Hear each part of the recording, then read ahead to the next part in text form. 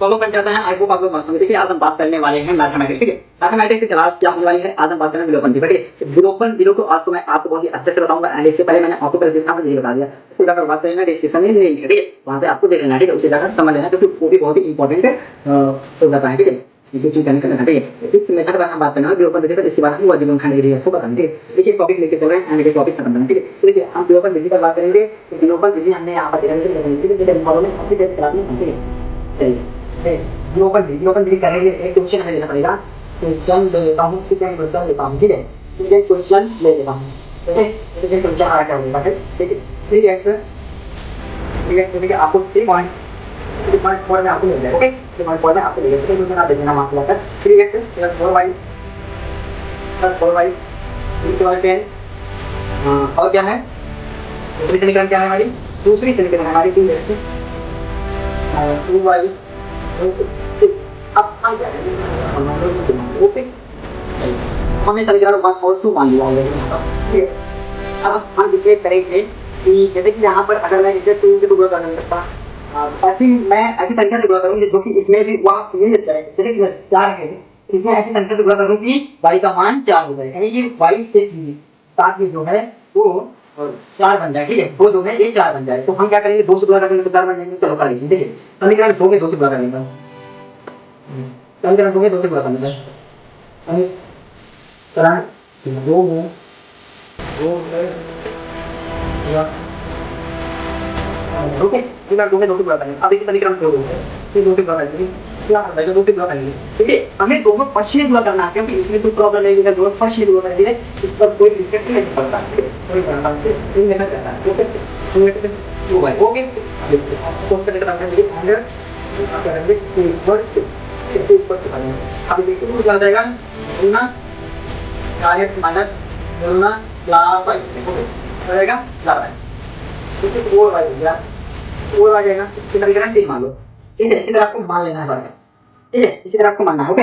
समीकरण 3 मान लो। अब क्या करेंगे, अब इसमें लगाएंगे विलोपन विधि, विलोपन विधि। अब समीकरण समीकरण एक में से समीकरण 3 को घटाने के लिख लीजिए, समीकरण एक में से 3 को ओके घटाने का। अब समीकरण क्या है हमारा 3x + 4y वैसे लिख देता हूँ, बाकी संख्या लिखता हूँ, क्या है 3x + 4y = 10 एंड क्या है 4y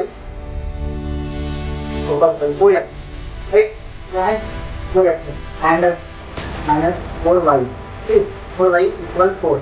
अब घटा देंगे भैया, घटा देंगे तो क्या हो जाएगा, सीधा कर जाएगा। एंड अब क्या बचेगा 13 आता जाएगा, 7x आ जाएगा एंड 10 4 14, फिर यहाँ पर 0 बचेगा, फिर 10 4 14 कितना 14, फिर तो इधर x = 14, x = 14/7। अब 14/7 कैसे आया, 14/7 किससे आएगा, तो यहाँ पे चलना जाएगा, तो काटेंगे तो क्या हो जाएगा, काटेंगे तो क्या हो जाएगा x = 7 14, ओके। x का मान फाइनली हमने फाइंड कर लिया। अब देखिए अब क्या करते हैं, अब हम y का मान कैसे निकालेंगे, तो x का मान सभी किनारे 2 में रखने का ऐसा बोल देते हैं, ठीक है, ऐसा बोल देते हैं।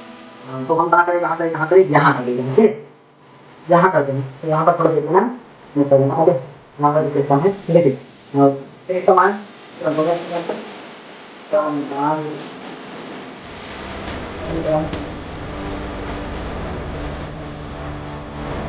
ओके, एक बार समीकरण 2 है, समीकरण हमारी है समीकरण 2 क्या 3x एंड x को मान रखते हैं, हो जाएगा x को मान रखते हैं, x को मान क्या हो जाएगा 2 -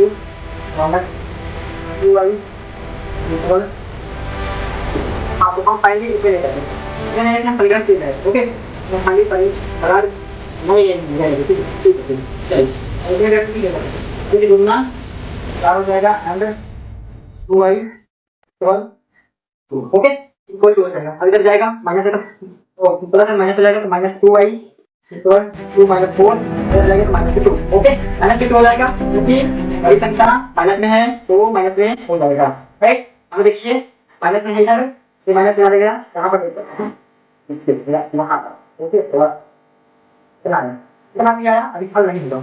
अब थोड़ा यहाँ पर देखिए, हमारा क्वेश्चन कुछ ऐसा है, जैसे यहाँ पर -2 माइनस से माइनस काट भी सकते हो, अगर नहीं काटना चाहते हो तब करोगे क्या कि y इक्वल -2 अपॉन -2 अब तो करेगा भैया, अब देखो करेगा, यानी कि y का मान 1 आ जाएगा, y का मान 1 आ जाएगा, ठीक है, y का मान 1 आ गया।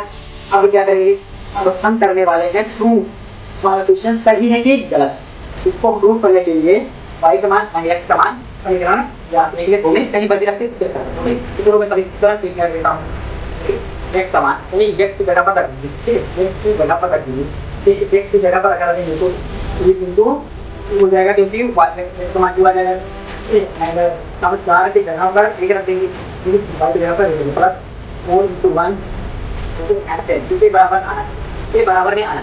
अब देखिए जब 3 हो जाएगा तो कितना आ जाएगा, आ जाएगा प्लस से क्या आ जाएगा, 10 ही होगा, 6 4 10 10 होगा, तो 10 के बराबर आ गया। तो ये हमारा 7% सही है। एंड 0 इसी को कहते हैं 0, इसी को कहते हैं 0 इसलिए हम यहाँ पर 0 कर दिए, हम मान निकालते हैं। ओके, इस तरीके से आप कर सकते हैं। अगर कहीं पर आपको प्रॉब्लम होती है आप मुझे कमेंट कीजिए, आप अपना क्वेश्चन लीजिए हमारे डिस्क्रिप्शन बॉक्स में, मैं आपको क्वेश्चन दूंगा करके। ओके, कोई भी क्वेश्चन हो मुझे भेजिए, मैं क्वेश्चन आपको कर दूंगा। डोंट वरी, वीडियो कैसी लगी अपना रेकमेंड कमेंट बॉक्स में टाइप करना एंड वीडियो लाइक करना, शेयर करना।